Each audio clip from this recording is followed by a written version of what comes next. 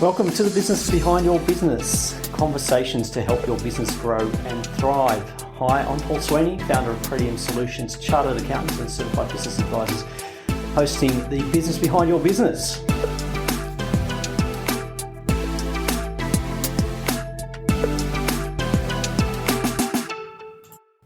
Hello, I'm Paul Sweeney, and one of the questions we get often is about grants, government grants, incentives and cash payments for businesses. Now, it's not quite as straightforward as it might seem, because what I say is a grant and what you hear as a grant are often different things. So commonly people think of grants and they're thinking of a cash payment from the government with no strings attached, or with no spending criteria or no reporting. Now, that's not the case. So we've got effectively four types of grants or incentives that are available from governments, and we're particularly looking at the Australian federal and state-based grants and incentives, and some of those are linked in with the taxation system and others are linked in more with the state-based systems. So we're going to have a quick look at what those are, because they come up quite regularly about how can I get some grant funding for my business. So there's four main kinds we're going to look at, and it might be good to look at the stimulus side of it first. So in response to particularly in response to disaster, we often see that governments issue or make available funding for small businesses, particularly small businesses, or particular industries that are affected by a disaster. So what we're looking at here is we're looking at things like drought-affected areas, we're looking at flood-affected areas or bushfire-affected areas. Now, in New South Wales, unfortunately, going back to the end of 2019, beginning of 2020, we had the full hand. We had drought coming into bushfire, and then coming out of bushfire, we had drought floods. So we had all three. So many areas of New South Wales were affected, and there were special concessions and funding available for industries that were operating in those disaster-affected areas. So often those were linked to the postcode, so the geographical area in which you were located, particularly around bushfire and flood. And there were also concessions for lodging income tax and payroll tax obligations. So there were concessions made available to business owners, particularly, that were affected by drought, bushfire and flood. Now, coming out of that cycle, we then got hit with COVID, and COVID is, well, it's still around, but it has affected some industries a lot more than others. And we're particularly looking at areas like tourism and hospitality, and particularly in the central business districts where everybody has gone and they've gone working from home.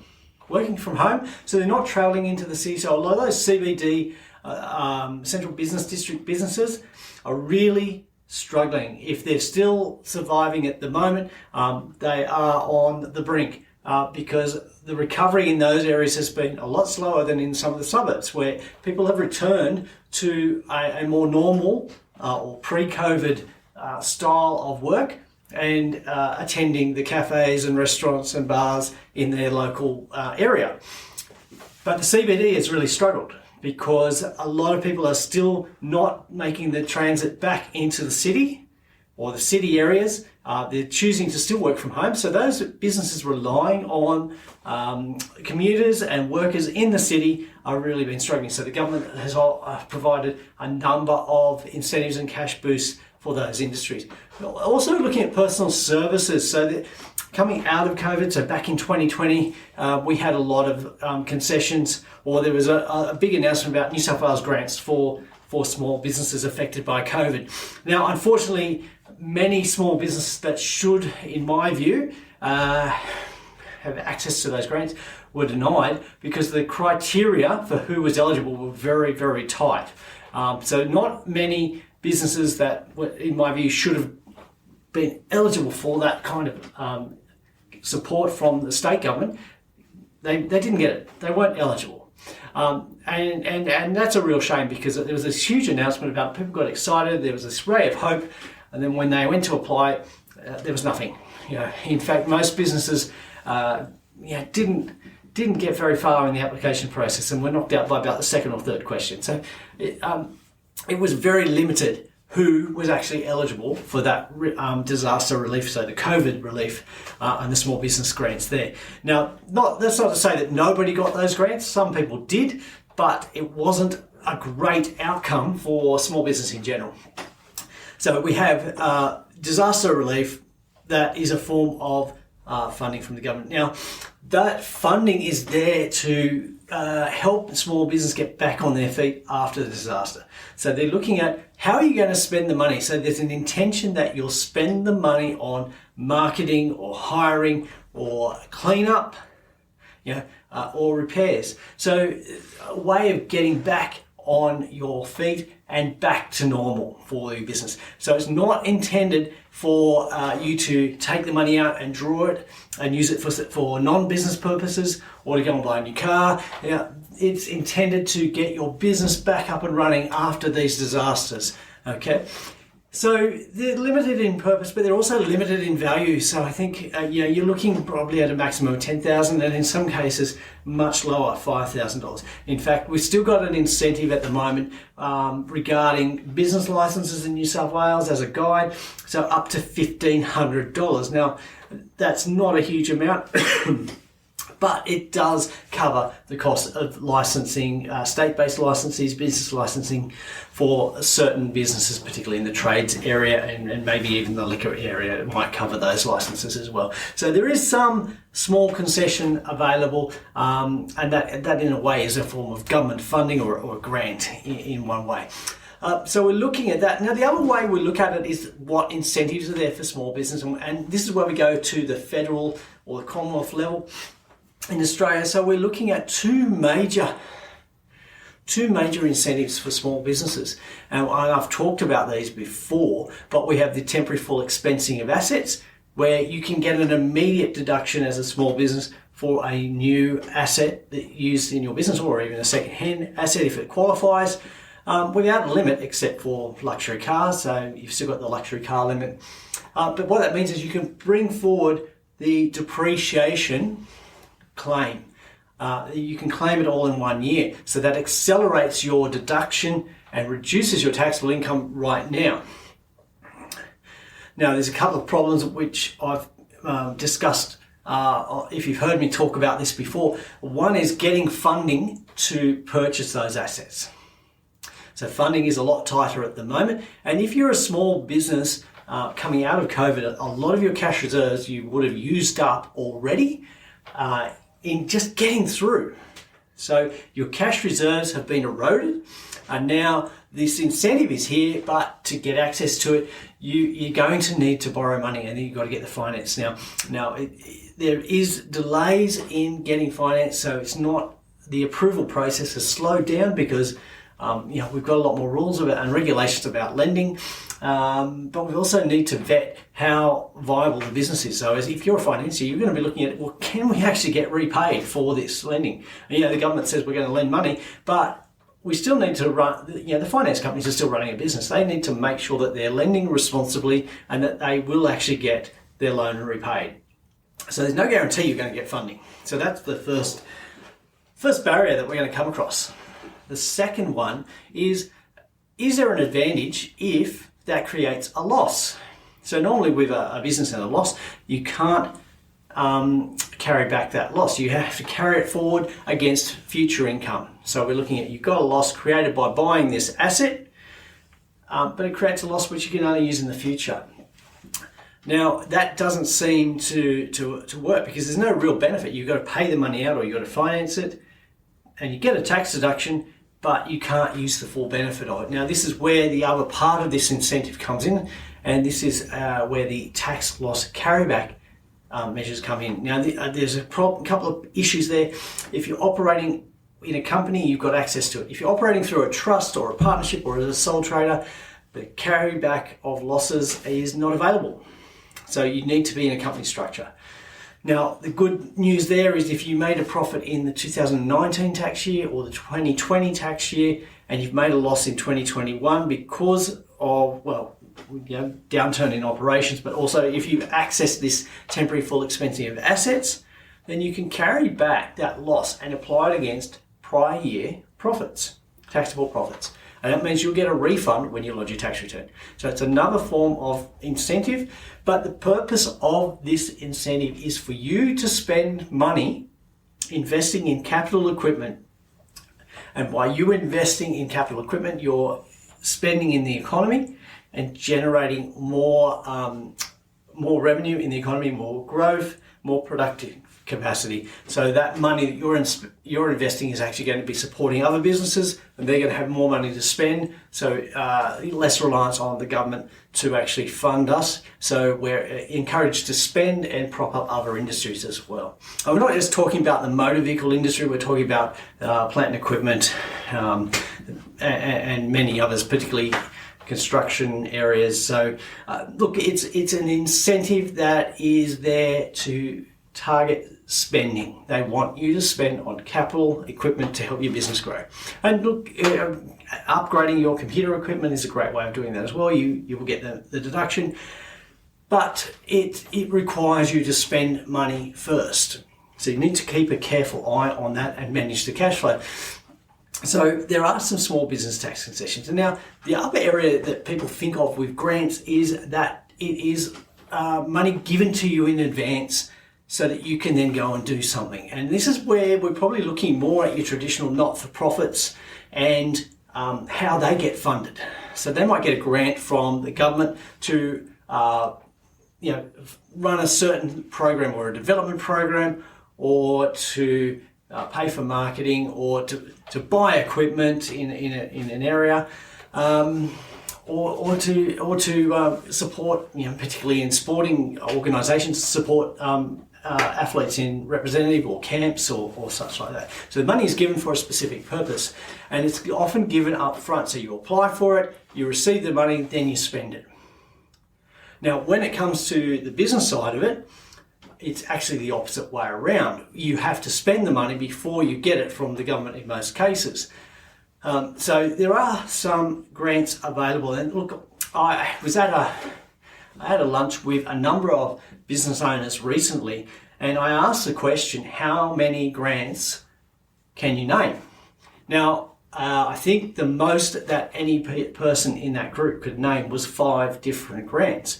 Now, and they're probably the more popular or well-known ones that we're talking about. So there are grants out there that are quite well-known, but not accessible to everybody. Now, in most cases, with those grants, you have to meet the eligibility. Well, actually, in all cases, you have to meet the eligibility criteria.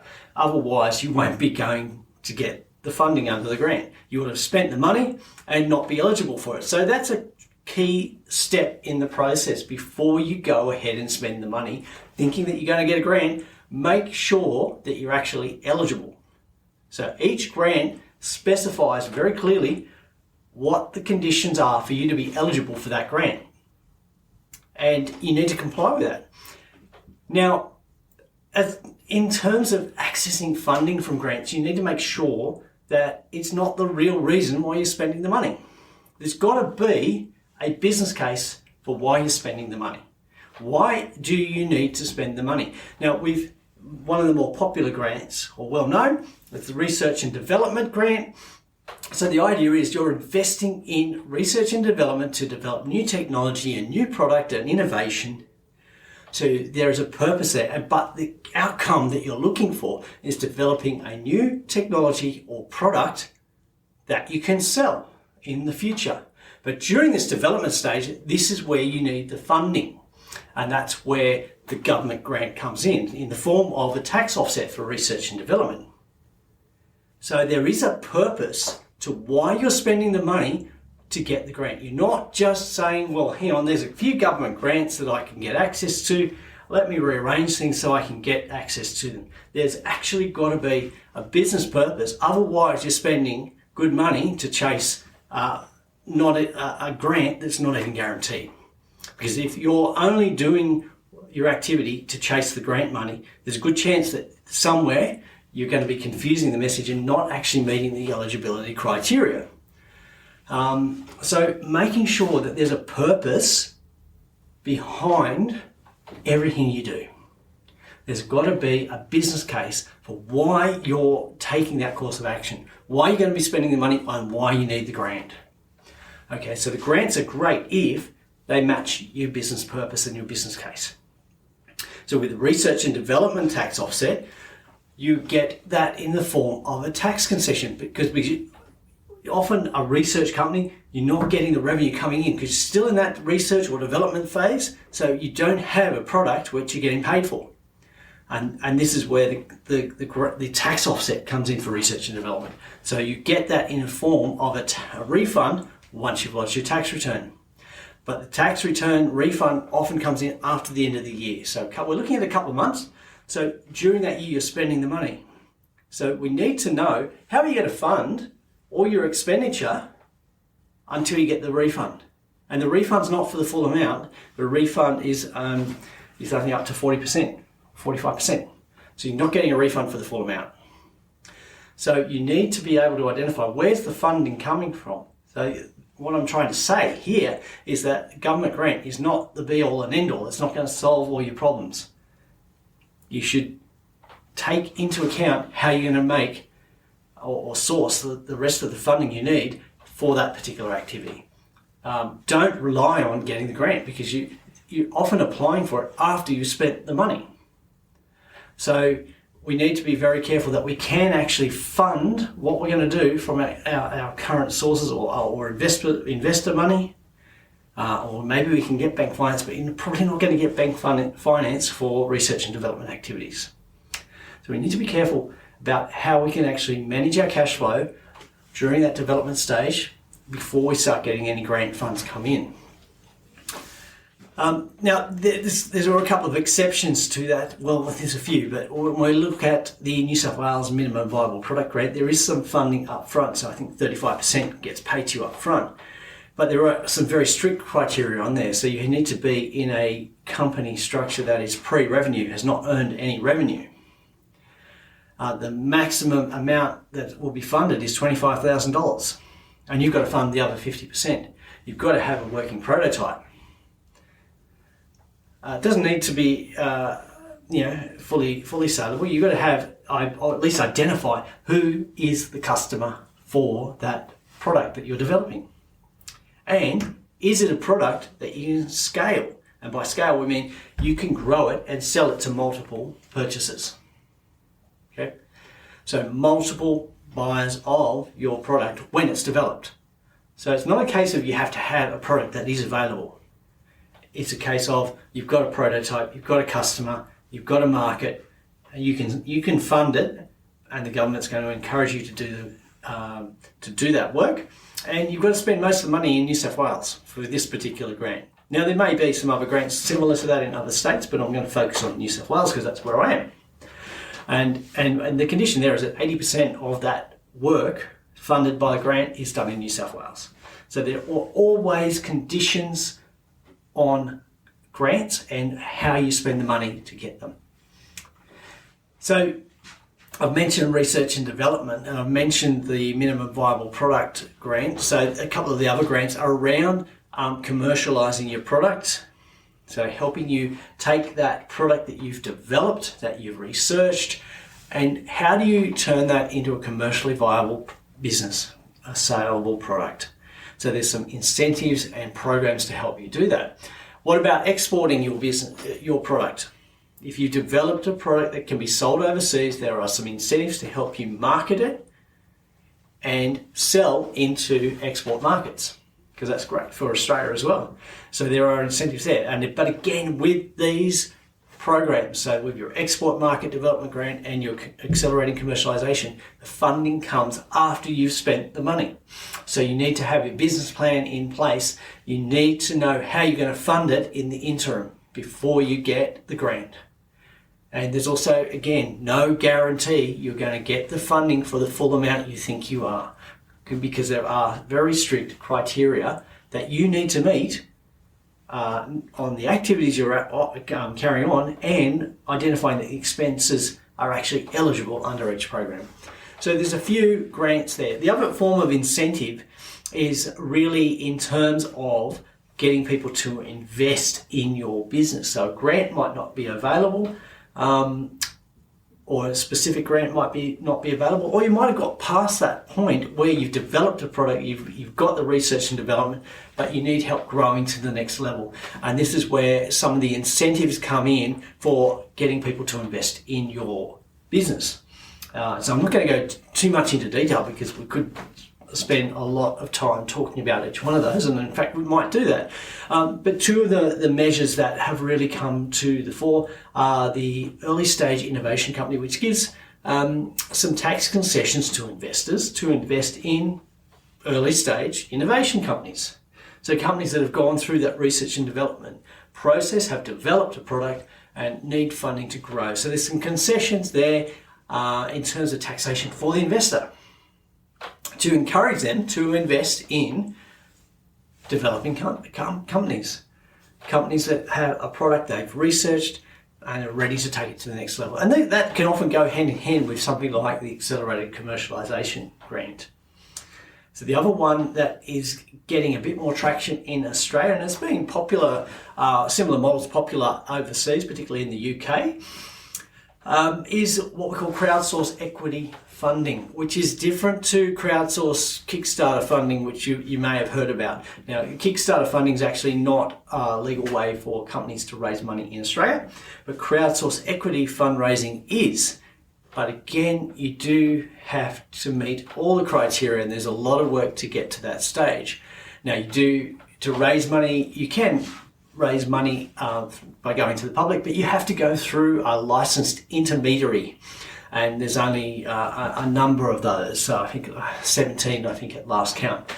And they will manage the process of raising funds, managing the share registry, reporting to the shareholders, and making sure that that you are acting in accordance with the regulations, particularly around fundraising and reporting to shareholders. But before you get to that stage, you're going to have done a lot of work. You're going to have your business plan in place. You're going to have solid cash flow projections. You've got to have a business case. You've got to have a couple of years of trading history to support that it is actually a viable business, and that you're needing the funding to take it to the next level, because there are so many businesses putting their hand up to raise money now. But not everyone is actually worth pursuing for crowdsource equity fundraising. So the intermediaries are being a lot more selective about what they can or choose, which companies they choose to take on board for this crowdsource equity fundraising program. So we might do another discussion on that, because I think that's pretty exciting, and it'd be good to look at that in depth, because it has become more exciting, more accepted in Australia, and look at even some of the latest capital raises using crowdsource equity fundraising were quite successful, and it is a less expensive option than going all the way to full listing on a stock exchange. Under crowdsource equity fundraising, you stay as a proprietary limited or a private company. You're not a public company, and you're not having to go through that onerous listing requirement and rules and reporting.